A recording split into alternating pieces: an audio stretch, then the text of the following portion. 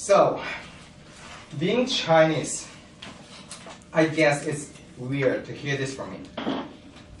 I hate going to Chinese restaurants.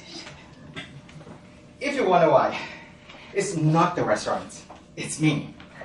I hate going to Chinese restaurants because I hate their humongous menu options. Look, a typical Chinese restaurant menu has over 100 options. In word count, it probably has more words than my speech tonight. Let's look at fried rice. For example, you can have chicken fried rice, beef fried rice, pork fried rice, seafood fried rice, and vegetarian fried rice. Or how about some specials? Pineapple fried rice, mushroom fried rice, ham fried rice, salty fish fried rice, and kimchi fried rice. And as I flip over the menu, they also have Hangzhou fried rice, Indian fried rice, Southeast Asian fried rice, Thai fried rice, Mexican fried rice, and Gumbo fried rice. You get my point. The list just goes on and on. Again, it's not the restaurant, it's me. There's nothing wrong with options. Options are good. Everybody needs options. However, I am not particularly good at making decisions, especially at Chinese restaurants. So, as a former accountant, a logical thinker, a few years ago, I decided to start analyzing my thinking process. Try to understand, why do I have such a hard time ordering at Chinese restaurants? And here are my findings. The first finding, the opportunity cost. I'm a Chinese Malaysian. I'm Chinese obvious, but I'm a Chinese Malaysian.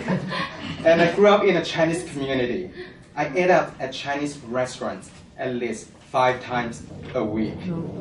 Because the opportunities were so abundant, I have everything on the menu. I tried everything on the menu. And here's the problem.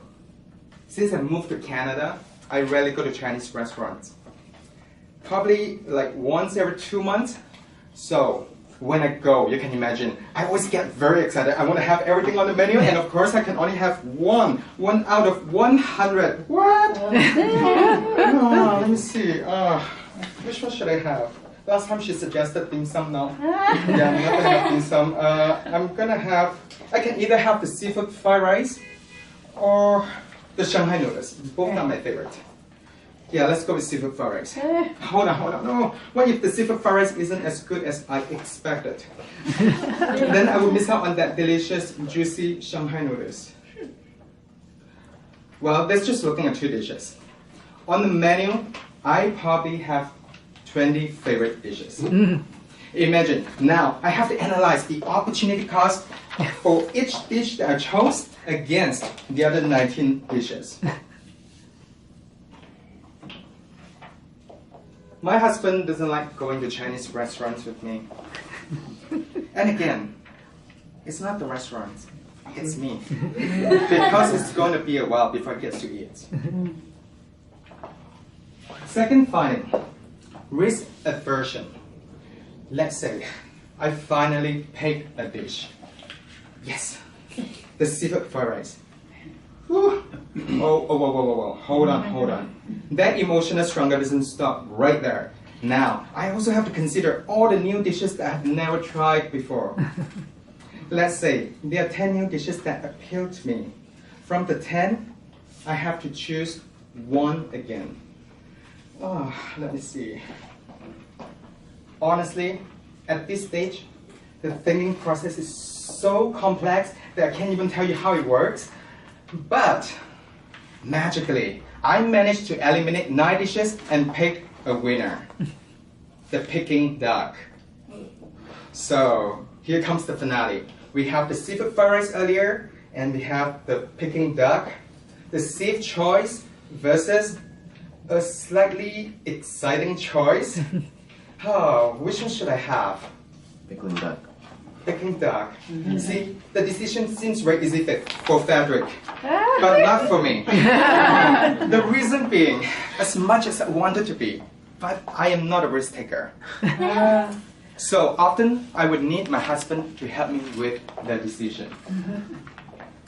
But he doesn't like it very much. Here's what happens. Lee, should I have the seafood fried rice or the Peking duck? He said, ooh, Peking duck. That sounds really interesting. Why don't you try that? Yeah, it does sound really interesting. I agree. Okay, I think I've decided. Cool. Can I have some of your Peking duck later? No, not really. I want the seafood fried rice. What? Why do you ask me? Finally, I made the decision. The damn seafood fried rice that I paid in the first 10 seconds, but for no reason, that process went on for 20 minutes. Imagine all the things that I could have done in that 20 minutes instead of torturing my husband. A few weeks ago, when I did this speech, the economist in the room, Vitaly, is not here tonight. You don't have to look around. He came up to me enthusiastically and said, Charles, it's not you. It's the paradox of choice. I was like, oh, okay, wow, ooh. Apparently, my Chinese food dilemma is a thing now. So, I look it up.